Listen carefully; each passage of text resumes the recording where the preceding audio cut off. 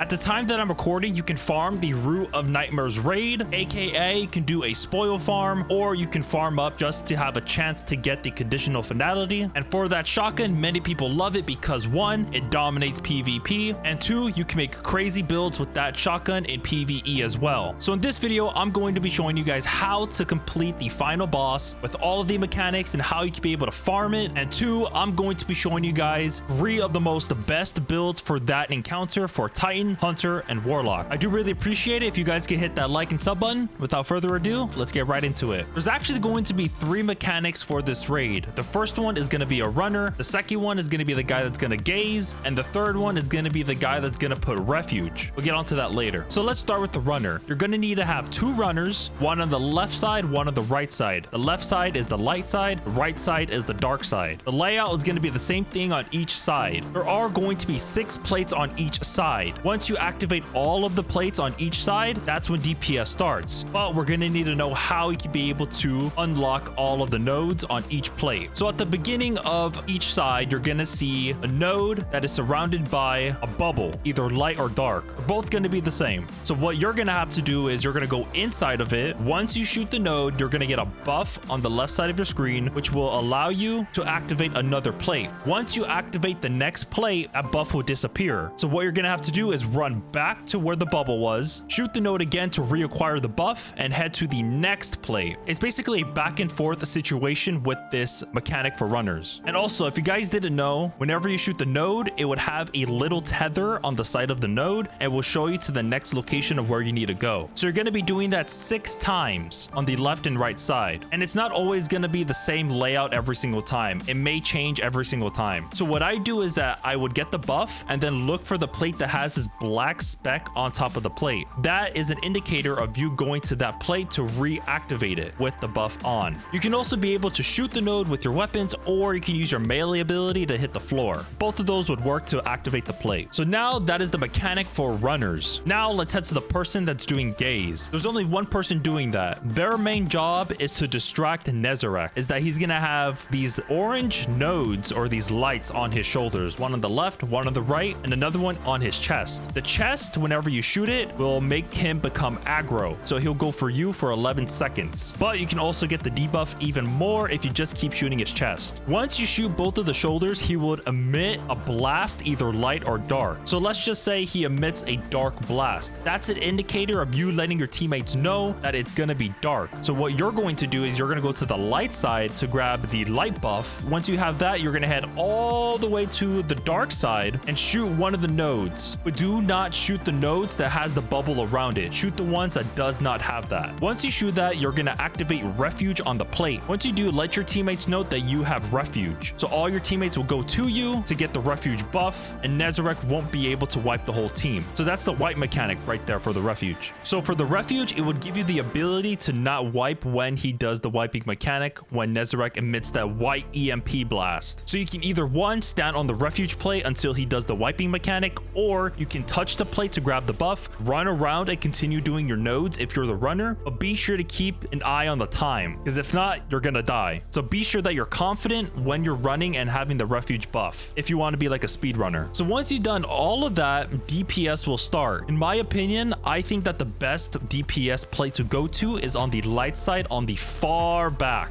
And there's also a little certain key detail that you should do once you're on this plate. So once everybody is on that plate getting ready for DPS, Nezarec will jump into the air and melee you. Once he does that, he will bump you off the map. You can be able to negate this. How? Here's what you need to do. Once he's about to melee the floor, be sure to melee him back. If you do that, you will not be able to get booped off the map. After he's done doing that, DPS will start, and the best weapons for DPS is rockets. So one person uses Gallahorn, the second person uses Dragon's Breath, and the rest of the teammates use legendary rockets, and one more teammate will use a tractor cannon for more damage. So hopefully you understand all the mechanics for the raid. Also, if you do have any other questions and concerns about the mechanics or anything else in this video, let me know in the comments and I'll be sure to help you. And if you guys do not know how to farm this encounter multiple times, here's what you need to do. First, you're going to want to get the checkpoint for Nezarec. All you would have to do is activate the encounter and then wipe. Once you do that, you will now have the checkpoint. Let's just say you have the checkpoint on your hunter. All you would have to do if you want to save the checkpoint, you have to either play on your Titan or Warlock in order for you to save the checkpoint. So go on your hunter and then bring your friends into that fire team. Once everybody's there, you are gonna have to leave and either switch to your Titan or Warlock. So let's just say you're gonna be Warlock, so swap to your Warlock, then join off of your friend. So then once you're in with your friend and your other fire team, do the whole encounter, complete Nezarec, get the loot, and then swap to your hunter to reload the checkpoint again. Your friends will join you and rinse and repeat. That is how you can be able to farm the encounter. And now let me show you guys the best builds for each character for this encounter. All right, let's start with the Titan. For the Titan, I'm using Peregrine Greaves boots with bubble because this leg armor dominates Nezarec. Because if you play the cards right, you can deal at least 500,000 damage or even possibly more just by shoulder charging him. And of course, as what you guys are seeing here, these are the weapons that I was running for this build. And if you guys would like to look at the fragments and all of that stuff, it would be right here on screen.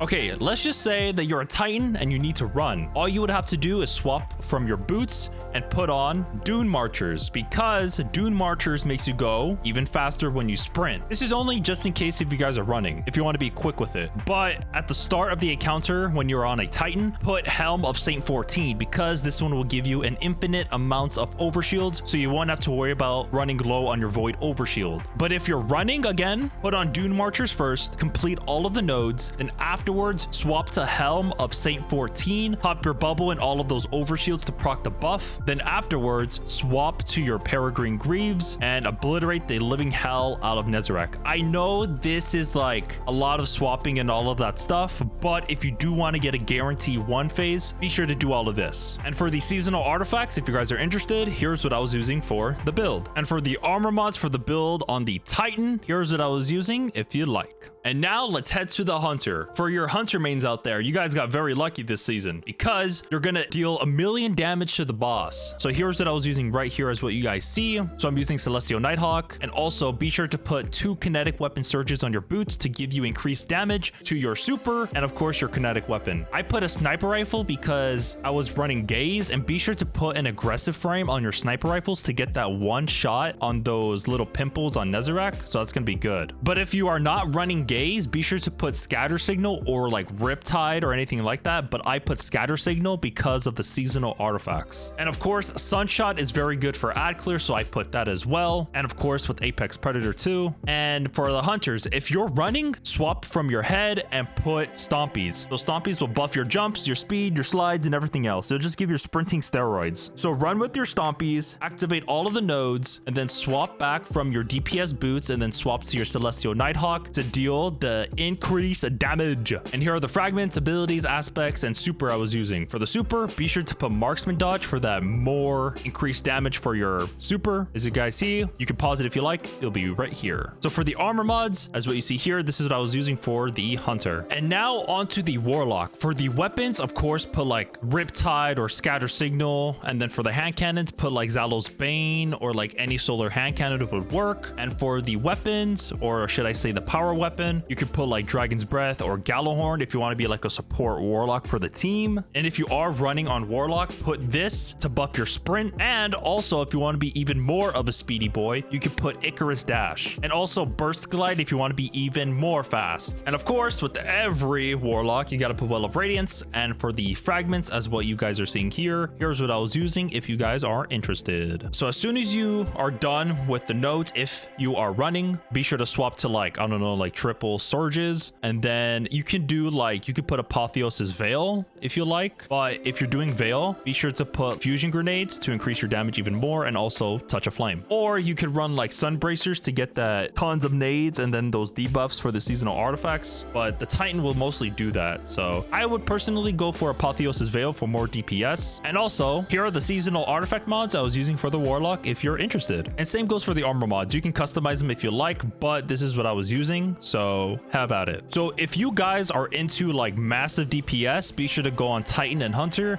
But if you want to be those people that support your teammates, go for Warlock. If this video helped you and you would like to see more, let me know in the comments, and also hit that like and sub button. I'll greatly appreciate it. I hope to see you guys in the next video. Have a good rest of your day, evening, or afternoon. Take care and peace. Join the Discord.